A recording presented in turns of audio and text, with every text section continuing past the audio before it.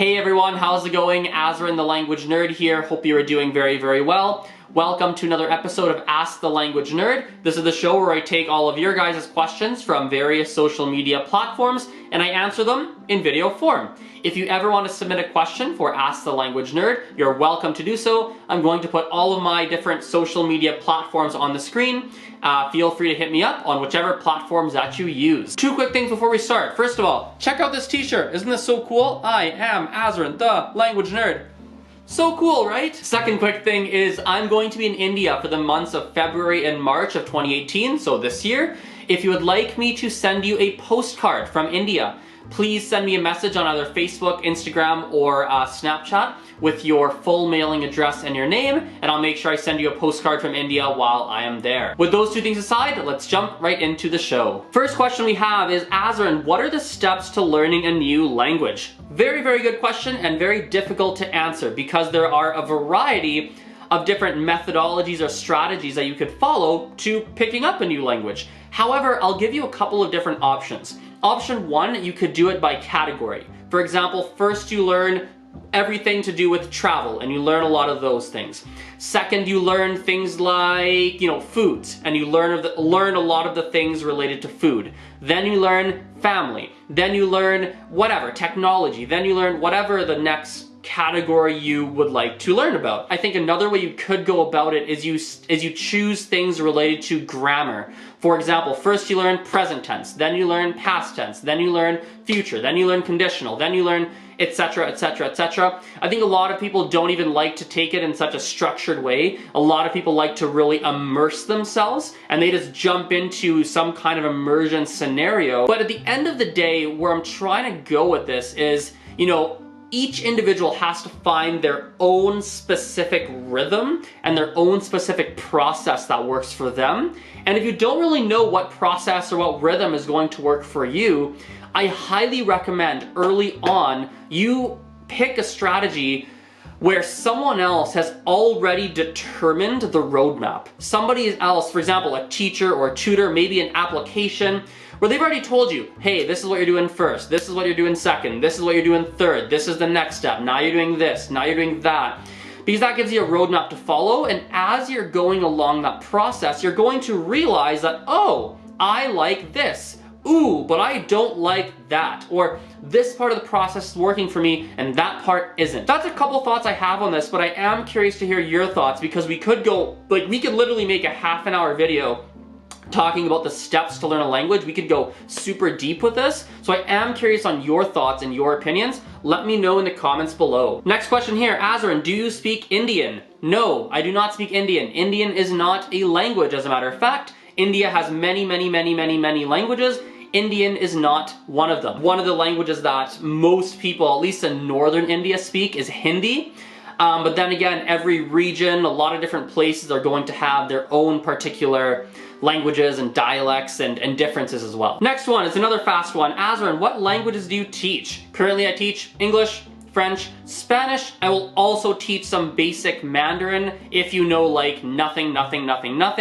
My goal is to be able to be really good in English, French, Spanish, Gujarati, Hindi, Mandarin, Russian, Arabic, basically at a near native level, and to be so good at them that I could actually teach all 8 of those languages. Next question we have is, Azren, what does it mean to have a B1 level in a language? I've never heard of this before. Well, basically there's a system of, I guess, classifying levels in a language, and unfortunately I don't really know the roots of the system, but it is a system that many people know that goes from A1 to C2. So you have A1 and A2, which are the 2 lowest levels. A1 being like really beginner, A2 being like maybe upper beginner, B1 is like lower intermediate, B2 upper intermediate, C1 I guess would be like a low or lower advanced, and then C2 would be like upper advanced. So whenever you see people use those A1, A2, B1, B2, C1, C2, when you hear those, it's just a classification of how good or how well someone is able to speak in a given language. Next one you have is, what is your advice for choosing the best social network for practicing languages? I think there's a couple things to think about. First of all, you need to make sure you're picking social networks that people actually use. So this sounds like common sense, but you don't want to pick, you know, Schminstagram, because Schminstagram maybe has like 5 users, and there's probably not going to be people there who speak the language that you want to practice. But maybe something like Instagram, which has lots and lots of users, maybe that is a good application, because the odds of finding someone who actually speaks the language you want to speak are pretty high. The other thing which is related to that is I'll think about what social networks people are using in the country that speaks your language. For example, I lived in China for a while where I was studying Mandarin. In China, you know, basically everyone, if not everyone, uses an application called WeChat. So when I want to practice that language, it was great for me to download WeChat and to use WeChat to meet other Chinese people and practice my Mandarin. The final thing I would think about when it comes to social media accounts is how, let's say, comprehensive the platform is. For example, on Instagram, it's very difficult to send like a voice message. It's really only conducive to texting, right? Or maybe pictures, maybe.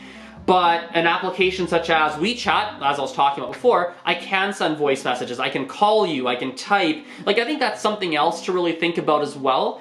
And yeah, that's probably all I have to say on that topic. Next one you have is, Azren, which apps do you recommend for advanced French and advanced Chinese? To be honest, guys, I'm not a big fan of using applications when you're at this advanced level. I think there's much better options and there's much better tools and resources out there for you, especially because most applications that I've seen anyway, maybe I'm wrong on this, but I find that most applications are targeted more towards beginners, maybe intermediate, and that's obviously not what you need when you're advanced. In my perspective, when you're advanced, there's other things you could be doing, such as reading books that can help you develop your vocabulary, watching movies to practice listening comprehension, even things like, if you can afford it, traveling to a country and attending meetup events in that country. That's a good strategy for advanced people. But applications per se, from the knowledge I have now, I don't think there are a ton of things. Yeah, not a ton of things out there, at least in my experience. Next question we have here is, Azren, in my perspective, there's a dichotomy between those who think that grammar is most important and others who think that immersion is most important. What is your perspective on this? You know, it's actually pretty interesting. In my perspective, there's not just those two. I think that there's people who think that pronunciation is most important. There's people who think that grammar is most important. Some people say, like, reading and writing. Some people say only conversation. Some people say, like, there's so many different, it's not just 2 perspectives. There's like 100 perspectives out there. Like, honestly, like, when you look at any, like, language teacher or language program or a language applications like homepage, they all have their own things, like research states that you need to learn like this, or, you know, this is the best way to do it. Your brain is most receptive to information in the morning, or you need to do it by immersion because it forces you to speak. You need to do conversation first. You need to do this, that. There's like there's literally like 100 and million. There's so many, like, there's just so many different perspectives. And my opinion is, do whatever the heck makes you happy. I have no agenda that I'm gonna push down your throat. I don't care. Like, I'm unbiased. You gotta do what works for you. I don't even think that the right answer is a blend of everything. Some people say that the right answer is a blend. I don't know if that's true, because for some people, the blend is not going to work. I had a student, I've talked about this once before, on Instagram I think it was. I once had a student who needed to learn through music, and that is not something that worked for many. For him, it was a very extreme music focus to learn. So at the end of the day, I think that language learning is basically like any other skill, where you need to start practicing and doing it, and you need to start putting some time into it before you realize what exactly works for you, what exactly doesn't work for you, what is your style going to be. Which is why we're going back to something I said earlier. I think if you are a quote-unquote beginner language learner, someone who doesn't have a lot of experience with it and is just getting into it, I think it can be a very good idea to follow a process where the system that you're gonna follow is already laid out for you. And that way you don't have to think about all these things of what's the best, what's the worst. You just gotta start doing, in my perspective. Start doing, and you're going to figure out what works best for you. I don't know if that answers the question, but literally I have to leave my house in 4 for, 4 minutes. So that's going to be the answer to that question. And we're going to wrap this episode up here. Thank you so much for watching. I really appreciate your attention. And bye. See you. What a weird end.